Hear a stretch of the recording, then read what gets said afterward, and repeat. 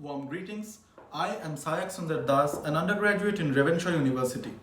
I am here to express my opinion on the topic, is feminism a reality in rural India? Now, before probing into the question, one must understand the necessity as well as the urgency of propagating feminism in India. What most people misinterpret prima facie is that feminism demands undeserving provisions for women.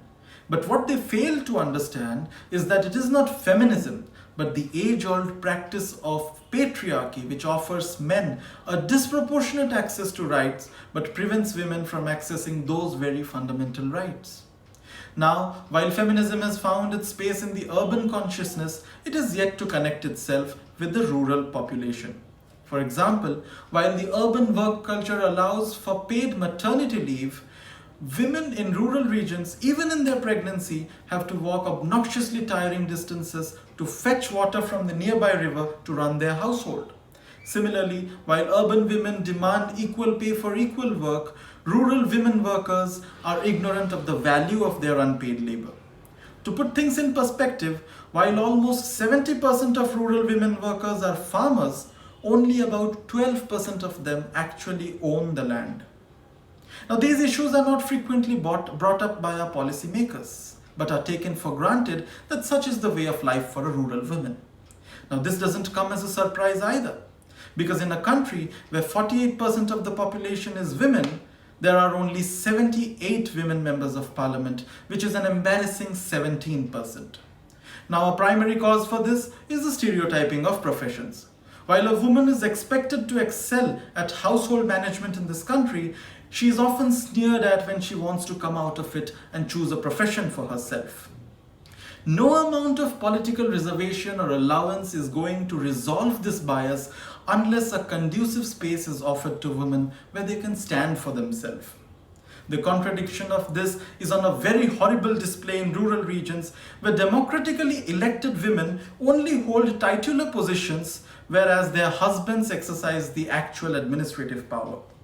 How can we expect a little girl to aspire to be a politician in this country unless we stop telling her that marriage is a primary purpose of her life?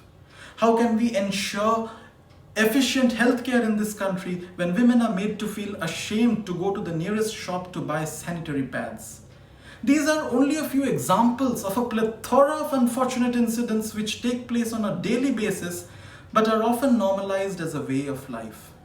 Much of this is due to the fact that ever since a child is born, boy or girl, it is served with patriarchy on a platter.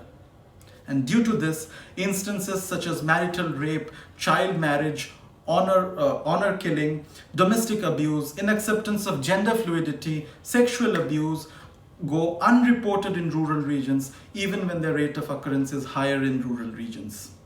Much of this awareness doesn't see the light of the day.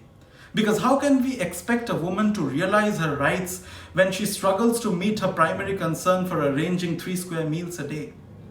Now, historically, all feminist movements in India started from a rural setting. But the current day feminism is centered around an urban narrative. Therefore, now the onus lies on activists to create consciousness surrounding the rural environment as well as on the government to take substantial steps to ensure that feminism meets reality in rural India. Thank you.